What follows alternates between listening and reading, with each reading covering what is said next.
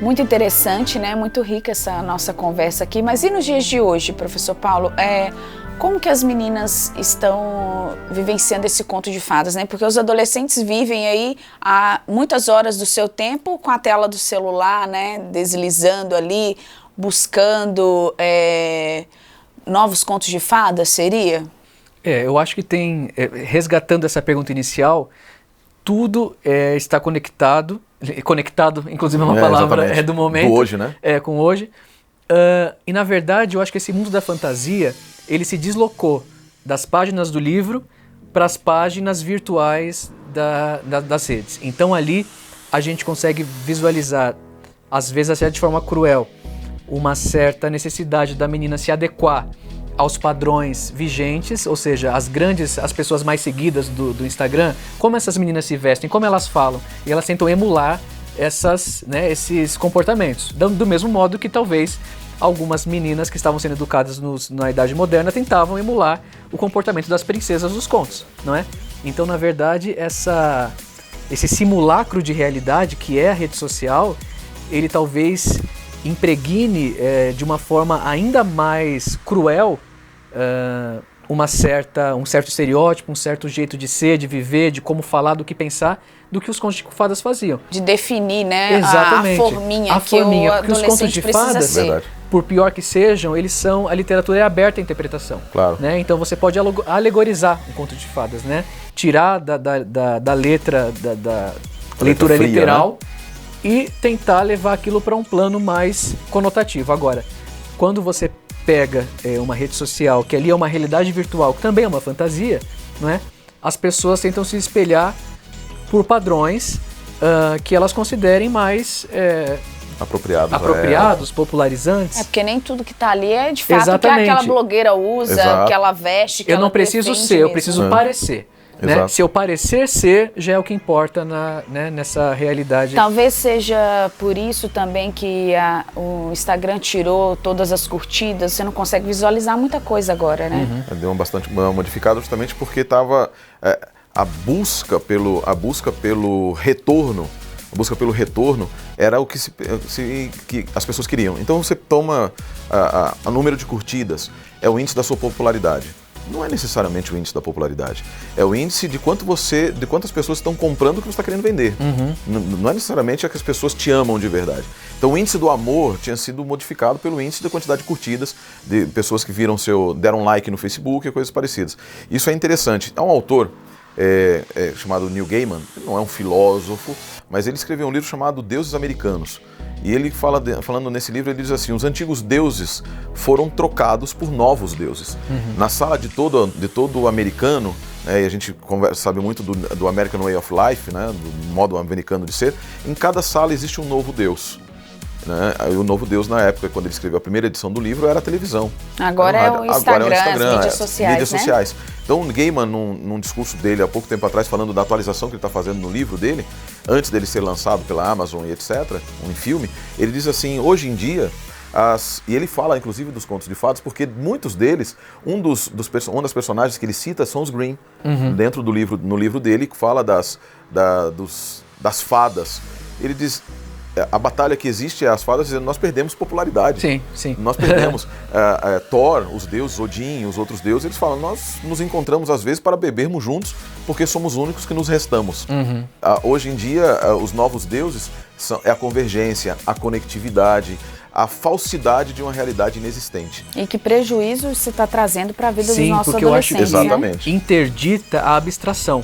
Então, Fantástico. por que já não dá mais para eu ler com a mesma capacidade crítica diante de um certo conto de fadas ou perceber essas figuras mitológicas como símbolos ou como arquétipos de outras coisas? Porque eu perco a minha capacidade de abstrair.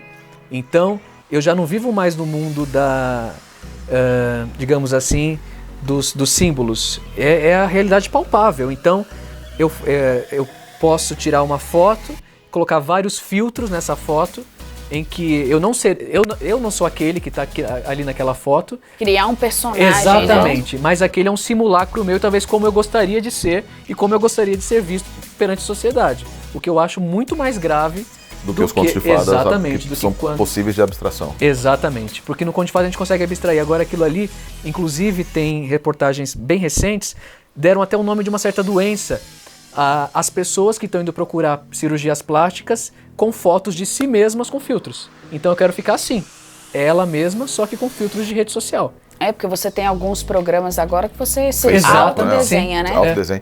Eu acho isso muito interessante e perigoso. E essa falta de capacidade de transpor o irreal para o real é o que eu vejo como sendo um dos grandes perigos dos novos contos de fadas. Sim. Esses novos contos de fadas, as mídias sociais, elas estão impedindo, justamente pela perda da capacidade de abstração. E por quê?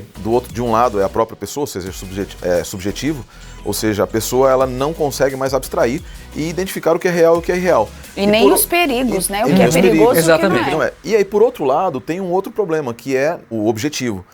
Quem apresenta, os autores dos contos de fadas, eles não vendiam os contos de fadas como verdades. Eles entendiam, falavam, olha, isso aqui é uma realidade fantástica. Sim. Isso é uma maneira de enxergar, até com suas críticas, etc., mas cheios de simbolismos míticos, místicos, fantásticos, fabulosos.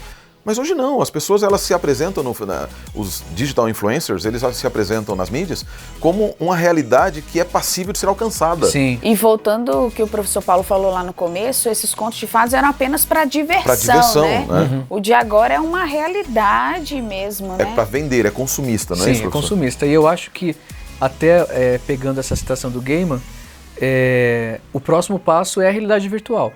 Então eu deixo até de estar de frente para a tela do meu celular para eu, digamos assim, estar imerso na realidade virtual, não é? Algumas séries tratam isso, né? 3%, Black Mirror são séries que tratam dessa questão. Verdade. Em que eu deixo de olhar simplesmente para a tela porque eu estou lá dentro da tela agora, não é? Então eu vivo essa realidade virtual, como se fossem avatares. Avatares, né? Exatamente. Avatares de pessoas que eu gostaria de ser. Né? Para ter ideia de como isso ainda é forte, nós temos hoje aquele jogo de realidade virtual chamado The Sims. E o The Sims, as pessoas se casam no The Sims, elas vivem no The Sims, existe dinheiro do The Sims, que pode ser inclusive trocado por dinheiro real. Second Life Second também Life, é outro, né? Second Life, fantástico esse também, Sim. em que as pessoas estão vivendo porque as pessoas estão querendo viver um conto de fadas. Não estão mais dispostas, aparentemente, e esse talvez seja um dos grandes perigos, resultados dessa releitura, de uma releitura muito forte do conto de fadas, para trazer agora para uma realidade que é a realidade das fadas. E, professor, já tem algum estudo sobre esse envolvimento que as crianças, adolescentes estão tendo com as mídias sociais, né? De entrarem neste mundo, de vivenciar esse conto de fadas, né? Já tem algum estudo mostrando os perigos dessas vivências? Eu acho que um exemplo da literatura mundial responde essa pergunta. Quando foi publicado, por exemplo, né, os sofrimentos do jovem Werther, do Goethe, houve uma onda de suicídios entre os jovens, né, por questões de desilusão amorosa. Eu acho que a literatura ela tem um lado forte, positivo na formação, assim, incontestável, e pode ter perversamente o contrário, né, um lado formativo muito destrutivo. Eu acho que a mediação é a mediação de uma figura mais experiente, né, dessa figura talvez materna, paterna, na contação de histórias, ou até na mediação do acesso da criança às redes sociais, né? O horário, exatamente, né? Quanto tempo, o que está fazendo, sim, né? E para que ela até perceba que aquilo que ela está vendo atrás da tela também corresponde a uma certa fantasia. Não é que o mundo real é esse aqui, é o mundo palpável das experiências que a gente vive enquanto sociedade. Agora, no sentido de ter um estudo que associa essas duas coisas, pode até ser que tenha, eu desconheço, não é? Eu acho que sim. Muitas das desordens mentais eu acho que estão bem relacionadas, como uma opinião própria, à ilusão que essa nova fantasia, esse novo conto de fadas que é a realidade virtual traz. Porque muitas das acusações que se fazem ao conteúdo da TV, ao conteúdo da internet, poderia ser evitado pelo simples passar de controle de um pai que, né, deixa seu filho à vontade uma mediação. É necessário uma mediação. E na questão da literatura também. Eu acho que há literatura ruim e há literatura boa.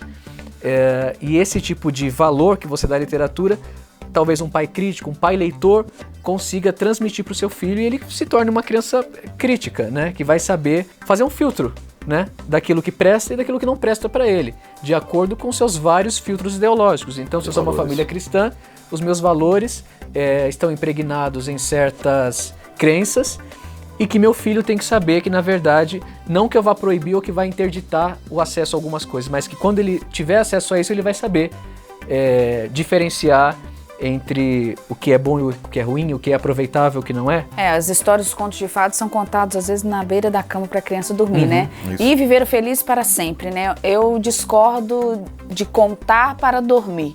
Eu acho que tem que ser numa tarde para contar e viver feliz para sempre. E aí? O que é que você achou dessa história? E haver reflexão. E haver reflexão. Exatamente. E aí eu gosto muito, quando eu me recordo nos estudos de como eram contos anteriormente, né, no momento em que não havia nem mesmo escrita, os contos eram passados de maneira oral. E os pais se sentavam, por exemplo, para mostrar as estrelas, e eles ficavam olhando junto com os filhos. Olha, ali está Órion, e embaixo de Órion você tem uma serpente, o Nahash.